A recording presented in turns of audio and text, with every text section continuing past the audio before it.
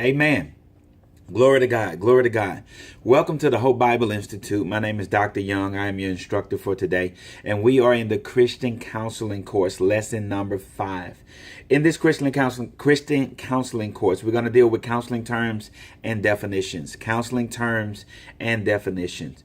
So you're going to need your class lesson workbook to go over this. We have a lot of terms, a lot of definitions to deal with. So we want you to just go ahead, get prepared, so you can follow along. The first thing I want to bring out is a quote by Dr. Mike Freeman. And this is what he says: the ability to fulfill begins with the ability to define. You cannot fulfill something you cannot define. To be a good counselor, you're going to need to know the terms and the definitions so that you can relate to some of those things that clinically that you have to deal with. Your paperwork can reflect it as well, but not only that, your practice can reflect it. The first thing we're going to deal with is some basic therapy terms. These are basic therapy terms. You have more terms that you're going to go over, the counseling terms and types, but we're going to deal with basic therapy terms right now. The first thing I want you to write down, number 1, is abnormal behavior. Abnormal behavior. What is abnormal behavior? It is the actions that do not fit within the normal behavior patterns of a particular person, group, or culture. For instance, it is something that is out of the ordinary. You may be counseling somebody one day, and as you're counseling them, you're going through the series of events that has taken place over the past week, and you ask them, is this normal? Do you normally do this? Is this normal behavior? Do you normally feel like this? When they respond a certain way, is this a normal response? Because abnormal behavior is out of the ordinary behavior.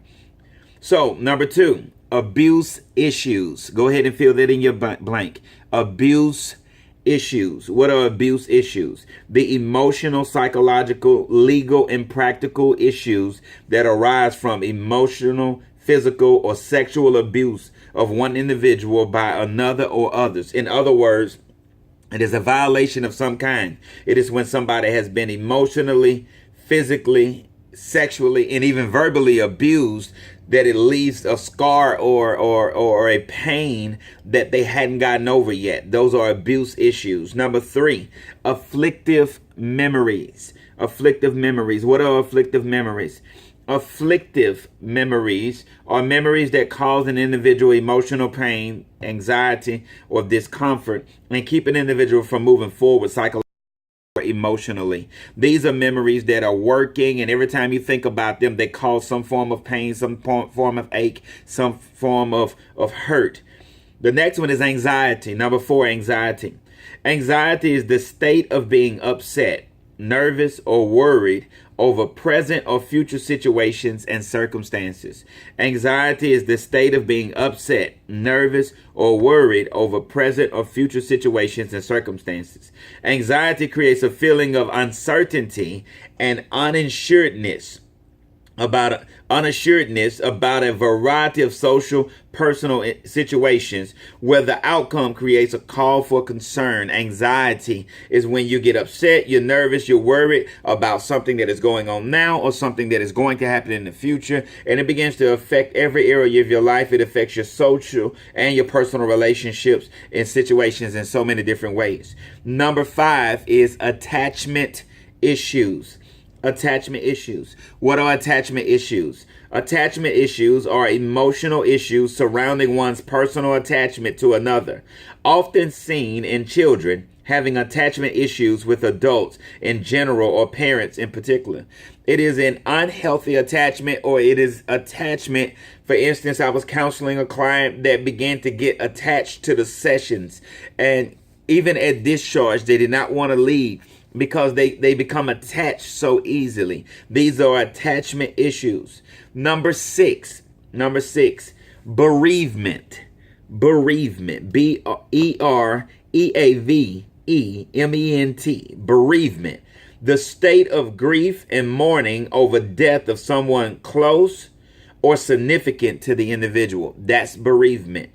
Bereavement is when somebody close or significant to you dies, or to your client, they die, and it leaves them in that place of bereavement. Number 7, bipolar disorder. Bipolar disorder.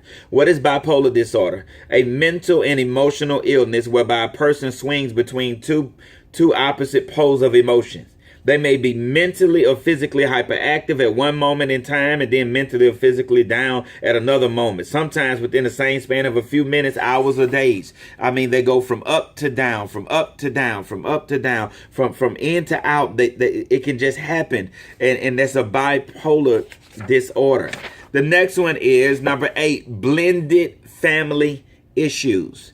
Blended family issues. What are blended family issues? Situations, ideas, and emotions rising from combining two basic families, each with children and usually by marriage, with sometimes problematic interactions and communications between the two.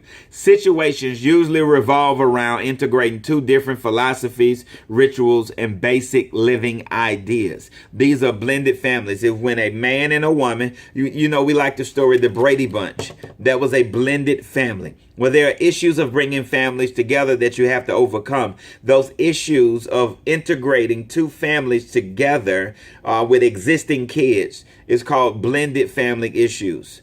Number 9, chronic pain or illness. Chronic pain or illness. You can have chronic pain or chronic illness. Any disagreeable, painless sickness that is constant daily and offers no hope of ending in the foreseeable future. The discomfort of sickness is a constant factor in a person's life and affects everything they do. It is chronic. It happens over and over. It can be a chronic cough. It can be a chronic ache. It can be a pain that continues to happen over and over and over with no hope of ending in the foreseeable future. That's chronic pain or illness. Number 10 is codependency or dependency issues. I want you to write it like this: codependency/dependency issues. Codependency is depending on someone, always needing to depend on somebody else. Dependency issues is that you depend on somebody else, but it doesn't necessarily have to be in a relationship. Let me show you the difference. Codependency and dependency issues are problems surrounding one's personal reliance on another person. That's dependency. You have to depend on other people to take care of you, to help you. You can't do anything on your own.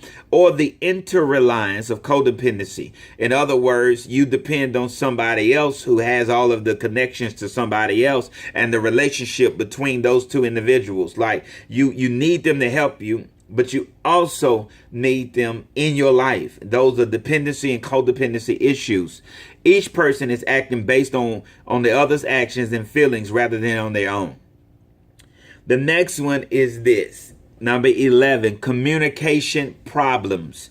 Communication problems. Communication problems are problems arising from the lack of or problems with open, honest, and clear communication between two or more people.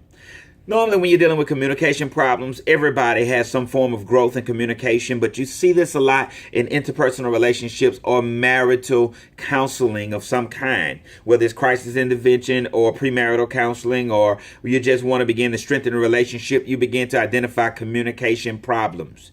Number 12, conditioned stimulus. What is a conditioned stimulus? A stimulus that causes a predetermined action, feeling, or thought of a person. A stimulus that causes a predetermined action, feeling, or thought of a person. Number 13, dementia symptoms. Fill that in.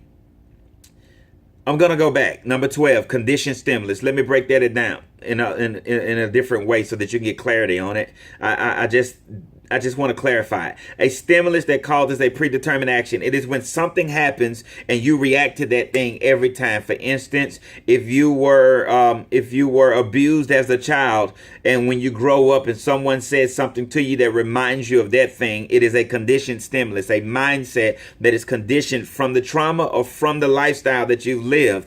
For instance, somebody that is incarcerated for a long period of time, and when they are released from it, we call that being incarcerate. That mindset of being incarcerated, we call that a conditioned stimulus. You've been conditioned to function in that environment, and now institutionalized. And now when you're released, that conditioned stimulus continues to work.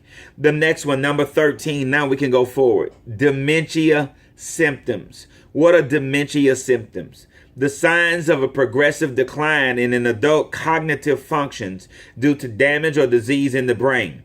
Beyond normal aging, symptoms include problems with memory, language, problem solving, and attention. That's dementia in symptoms. The sign of a progressive decline in the adult cognitive functions. In other words, you can't remember, you can't speak well, or you say some things that are not as clear. Problem solving is not there, and your attention is not there. Those are dementia symptoms. The next one that we want to talk about is number 14, depression. What is depression? The mental state of being negative with no hope of the future, wherein everything looks bleak and hopeless for the individual, and the ability to see the positive of any situation, a lack of balance in one's outlook in life in particular situation, tending always to look at the negative. That's depression. Depression is the weight of hopelessness that begins to sit on you because of something that has happened, and you can't see the positive in any situation, or you only focus on what has happened to you.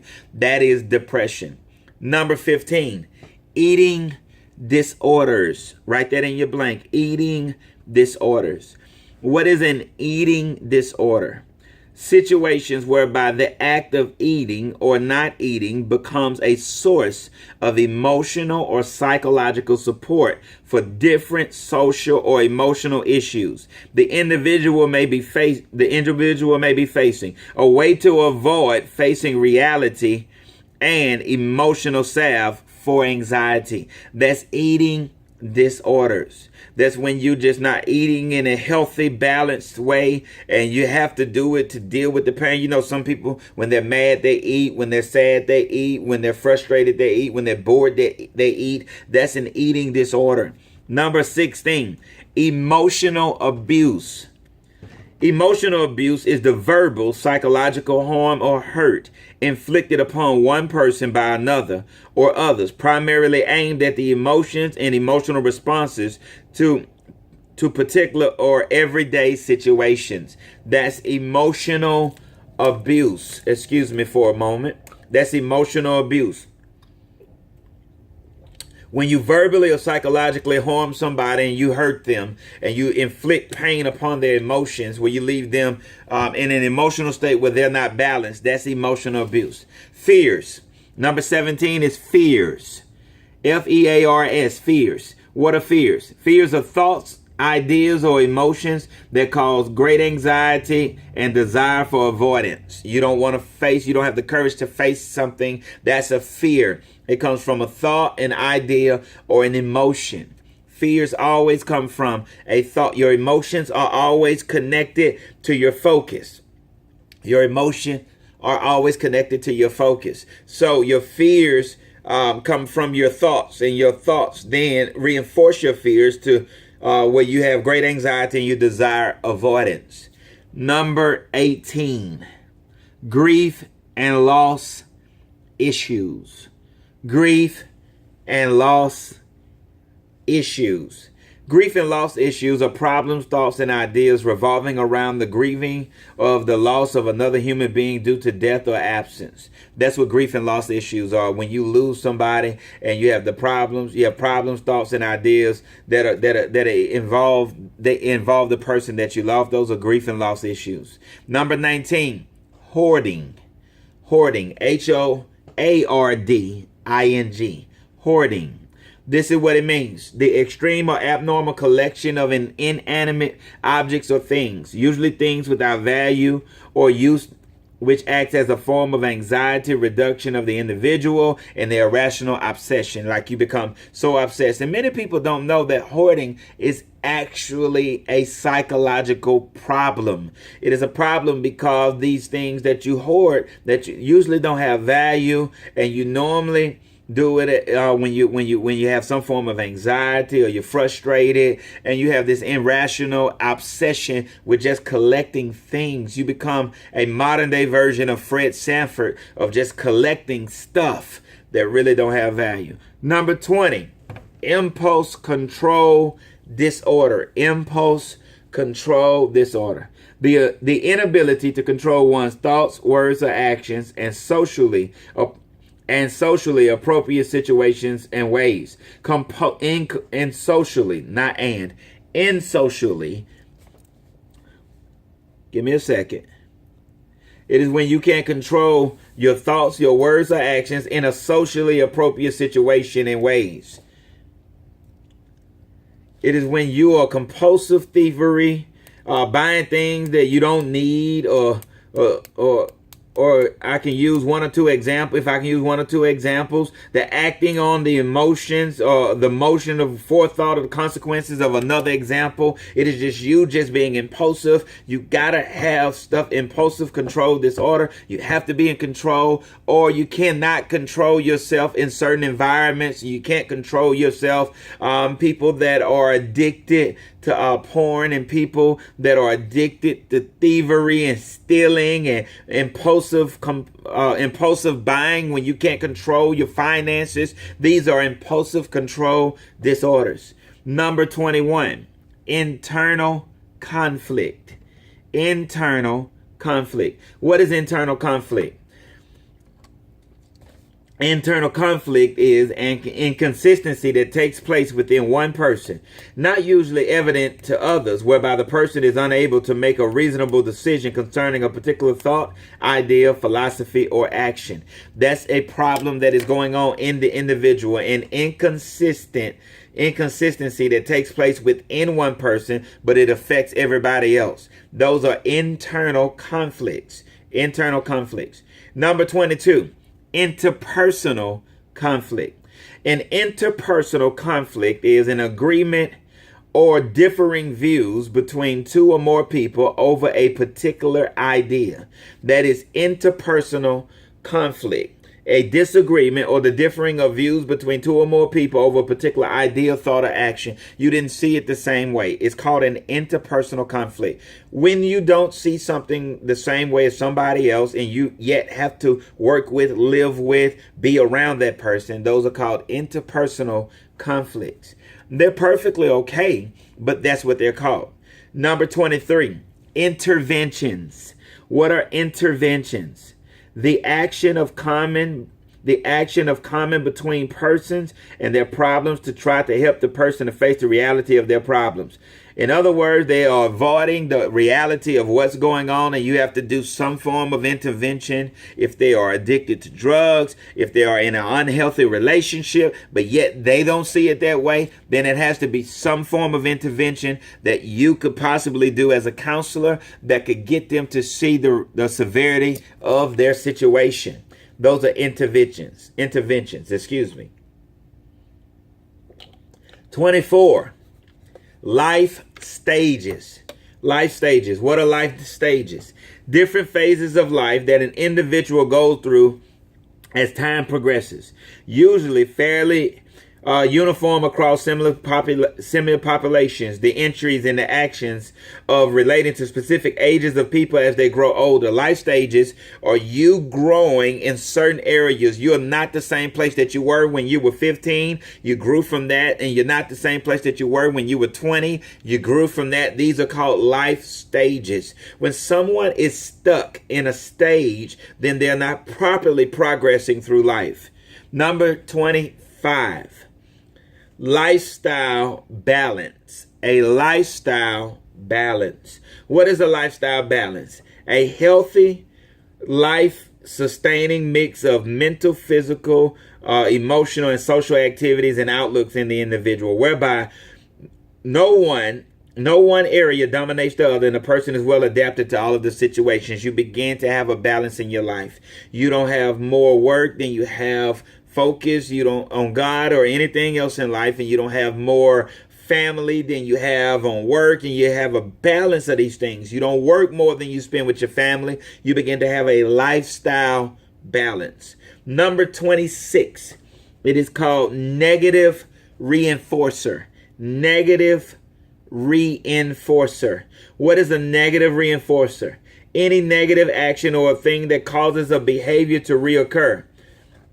to reoccur. Withholding a treat might be one example, as opposing to giving the treat as a positive reinforcer. For instance, if your child does something wrong in school or doesn't make the best grade in school, and you do not do something for them, and you continue that pattern, and they continue to hold on to that when they grow up in life and they get married and they find somebody that they love, and the first time that the wife withholds herself from him, it begins to send them back to when he was a child and he couldn't have because of his behavior, and he gets frustrated behind it. Those are negative reinforcers. It can be a variety of things. It can be, oh my God, plenty of things that you can have as a negative reinforcer, but that's the term for it, negative reinforcer. Number 27. We're going to continue. Number 27, parenting issues. What are parenting issues? Parenting issues are ideas, thoughts, and actions relating to the rearing of children in a family so as to provide the child with positive, nurturing guidance and direction. Parenting issues. It is the ideas, the thoughts, and the actions relating to the raising of the children in a family to provide the child with a positive, nurturing guidance and direction. It is you not having the right ideas, the right thoughts, or using the right action. These are parenting issues.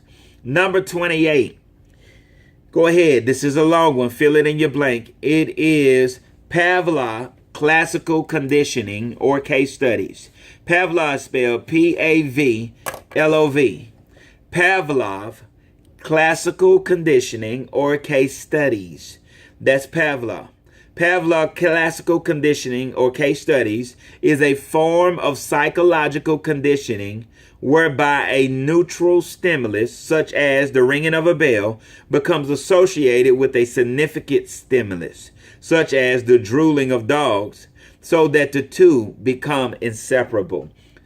For instance, you'd have to know Pavlov's classical conditioning case studies to know what we're speaking of, but it's when a neutral stimulus becomes inseparable with a significant stimulus. When something happens to send a trigger to another thing every single time, that is a form of psychological conditioning where we call it Pavlov classical conditioning or case studies. The next one, number 29, I want you to put in parentheses before you write it out. PTSD. PTSD. PTSD, write it in your blank, post-traumatic stress disorder. Post-traumatic stress disorder. It is an anxiety condition resulting from exposure to a traumatic event caused by severe physical or mental harm. Caused by severe physical or mental harm. By definition, the symptoms last more than 6 months and can cause major problems in social, occupational, and interpersonal relationships. Symptoms usually include flashbacks or nightmares, avoidance of similar situation, sleeping difficulties, anger, and hypervigilance. Now watch what happens. In post-traumatic stress disorder, it is commonly identified with military armed force veterans that have engaged in some form of warfare.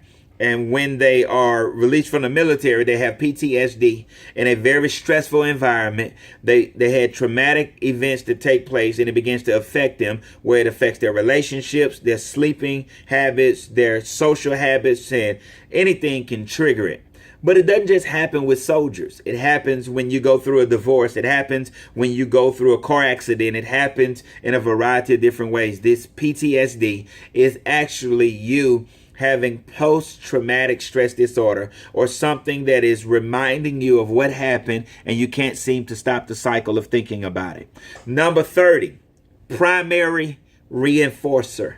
The primary reinforcer. What is a primary reinforcer? The primary reinforcer is any one thing that causes an action to occur again. It is the thing that makes your decision, your words, your actions in your mind. It justifies it, and it says that it's okay to do. It can be a thought, it can be a word, it can be something your parents said, it could be something your teacher said in school, it could be something your ex-husband or ex-wife said. But these things can actually be reinforcers of behaviors and patterns. For instance, I was counseling someone once before, and their conduct in their relationship was not assisting the health of the relationship. They were tearing it down with their own words. And when I asked about it, they wouldn't make the change. What was the reinforcer in regard to? So when I asked the young lady about it and we began to discuss it, she began to bring up how her mother went through a series of events. She watched that and she refused to be like that. Well, the primary reinforcer in her mind is, I do not want to be like my mother. Number 31, let's move on. Psychosis. Psychosis. This is what it is. A mental state whereby a person does not face reality and may in fact suffer from hallucinations, delusions, a lack of insight in the inappropriateness of their thoughts and behaviors, the basic disturbance of thoughts, usually seen by disturbed behavior, speech, and writing. It is psychosis.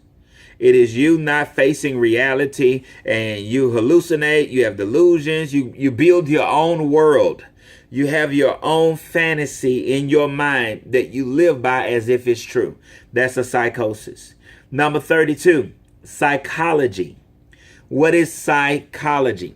Psychology is the study of the mental and emotional thoughts, feelings, and activities of an individual or group. The study of the mental processes of human beings, the study of emotional based thoughts and actions of humans. It is the study of the mind. I like to say the soul. It is you studying the mind and the emotions of somebody else, the behaviorisms and things of that nature. It is psychology. Number 33, write it down. Radical behaviorism. Radical behaviorism. What is radical behaviorism? A philosophical construct, within the school of behaviorism that believes that all organic action is determined and is not free, and rejects hypothetical and deductive methods about our observable and measurable places like the mind. In other words, radical behaviorism is you not thinking about what's going on, and you blocking it out of your mind. It is the psychological constructs within the school of behavior that believes that organic action is determined and is not free. In other words, it flows, but you don't think about it because you've blocked your mind from actually thinking of a different way of doing it. It rejects hypothetical and deductive methods about an observable and measurable places like the mind. It shuts down. Radical behaviorism is you don't want to hear nothing from nobody else. So you block it out of your mind, and what you say and what you think and what you do is the right thing, and that's the only thing. So you approach life from that place of your view, your perspective only. That's radical behaviorism. Reinforcers. Number 34, reinforcers. Reinforcers are those actions of things that encourage a particular thought, feeling, or action. They give them validity or reason for happening. Reinforcers are things that happen that encourage you to think, to function, or act a certain way, and it gives them validity or reason for happening. It is actually you justifying how you act or what you do because of these reinforcers. Number 35, self-confidence. Self-confidence. What is self-confidence? Self-confidence is the positive feeling of one's ability to accomplish any certain or general activities in life, in social, physical, or work or individual situations. A belief that one's self and capabilities are equal to most any task. Self-confidence is you, and it's important that you have self-confidence. When I counsel clients, that's one of the areas that I want them to have confidence in. I want them to have confidence in themselves, but I don't want them to be over self-confident that they begin to operate in radical behaviorism where they don't listen to, believe in, or accept the view of anybody else. They shut down everything anybody else has to say. But I want them to believe in themselves. I want them to have to feel like they have the ability to accomplish a particular task that they set their mind to. That's self-confidence. Another one is number 36, self-esteem. We all know this word, self-esteem. But what is it? Self-esteem is the feeling of self-worth. Self-worth or self-love It is self-worth or self-love and appreciation of one's ability to cope with the world and its many challenges. Because of how I see me and how I value me, I now have the ability to deal with the world and all of the challenges that come my way. When you get someone that doesn't have a high self-esteem, when they see themselves as worthless and they don't handle the pressures of life very well. So your self-esteem actually prepares you to deal with life and its challenges. Number 37, shame. Shame. Shame is the feeling of regret or deep embarrassment over an action, word, or a feeling. Shame is the regret or deep embarrassment over an action, word, or feeling. Number 38, sleep disorders. Sleep disorders. What are sleep disorders?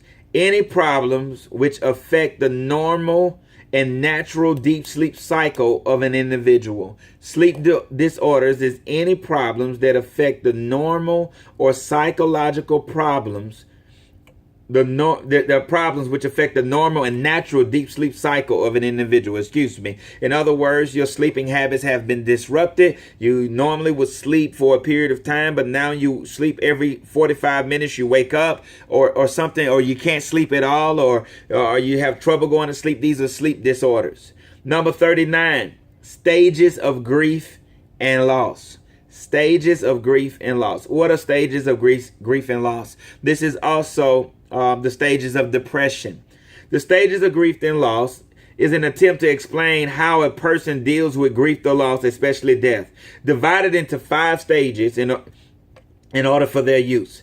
I want you to make note of this. These 5 stages, it's important that you know them. The 5 stages of coping with grief and loss is abbreviated. It is called a DABDA scale. DABDA. DABDA, DABDA scale. And here's what it is. The first D stands for denial. After you go through denial, you will go through anger. After you go through anger, you will go through bargaining. After bargaining, depression. And after depression, acceptance. Now, when you're in denial, you're saying this can't be happening. When you're in anger, you're just mad at everybody. You're mad at the world. When you're bargaining, you're saying stuff like, I would give anything just to have them back, or to receive that back. I would give anything to receive them back. That's the DABDA. And after that, you go into a depression where you're sinking, you're sad, you have no good outlook on life, and finally you reach the last stage of it. It is acceptance. Now, there's no particular time period on which stage you can remain in. You may be in denial for a year, you may be in depression for 6 months or something like that. That's why it's important to find a good Christian therapist to go through, that they can help you to progress through the stages, so you wouldn't spend a year in denial or anger or 2 years in depression, that you can begin to progress to that place of acceptance, so that you can approach life from a very healthier standpoint. The next one is stress. Number 40, stress. What is stress? Any mental or physical or emotional strain or tension can be caused by people, events, or physical circumstances. That's stress. Stress is any mental, physical, emotional strain or tension. It can be caused by family, friends, loved ones, your spouses, your kids. It can be caused by your job. It can be caused by a deadline. It can be caused by all of these things that you have to work towards. It causes stress. Now, a good Christian therapist, what he would do would begin to help you to have self-confidence, self-esteem, but to also come up with an avenue where you can begin to work to come up with a plan of accomplishing certain goals. Objective goal setting is what it's called. That's what I was thinking of, that you would have objective goal setting incorporated in the therapy sessions, so that that person can learn to manage the stress by using those techniques. Number 41, substance abuse. What is substance abuse? Substance abuse is the counseling therapy or the treatment devoted to helping a person overcome a habit of taking or using different substances. Taking or using different substances. That's substance abuse. Substance abuse is when a person begins to use drugs or any substance. It can be alcohol, it can be prescribed medication, it can be any substance. It is when you begin to have counseling or therapy or treatment that's devoted to helping that person overcome that abuse. Number 41, thinking disorders. Thinking disorders. What are thinking disorders? Problems whereby a person think that a situation is faulty, illogical, or non-productive. Errors in a person thinking that causes them problems in dealing with everyday life and other people. Thinking disorders. Thinking disorders. So it is when you do not process correctly. Now, it could be a variety of different reasons why you're not you're thinking about a situation faulty, illogical, or non-productive. You're not viewing it from the right perspective. That could be a reason. You have some primary reinforcers or some reinforcers from your childhood or previous situations or relationships that are working against it. All of those things can actually be a reason why you have some thinking disorders. But again, a good Christian counselor will begin to help you in those areas. One way of dealing with thinking, of viewing thinking disorders, is in interpersonal relationships or in relationship therapy when you're dealing with a couple and they don't have conflict resolutions. How to resolve conflict. Those are thinking disorders, that they think that their way is the only right way and they don't know how to resolve the conflict. Thinking disorders. Number 43, our last one. Trauma. Trauma. What is trauma? Trauma is a physical wound or shock to the body produced by sudden physical injury, such as violence or a car wreck. Also, an experience that causes significant psychological pain and suffering. That is trauma. Trauma is after you've gone through something such as violence or a car wreck, or you've had some type of psychological pain or suffering, and it continues to replay in your mind, and flashbacks of it or reinforcers. You can see something and it reminds you of it. That is trauma. That is trauma. So these are your counseling terms and definitions. You have 43 of them to study. Now, you do need to study because you are going to be tested soon. I'm not going to tell you when, but you are going to be tested soon. So you need to study the types and the terms. Make sure you study them, all 43 of them. Go over them over and over. Put them on flashcards if you need to help yourself remember them. Break the definitions down into a smaller term where you can remember them a little bit better. But you need to study them because that's going to be on your pop quiz or your pop exam. I like to call it that. You will have a term and definition exam, and it's going to be unexpected. It's going to show up in the next couple of weeks. So I need you to make sure that you're studying this. Well, I thank you for your time. God bless you. This is Christian Counseling, lesson number 5, counseling terms and definitions. God bless you.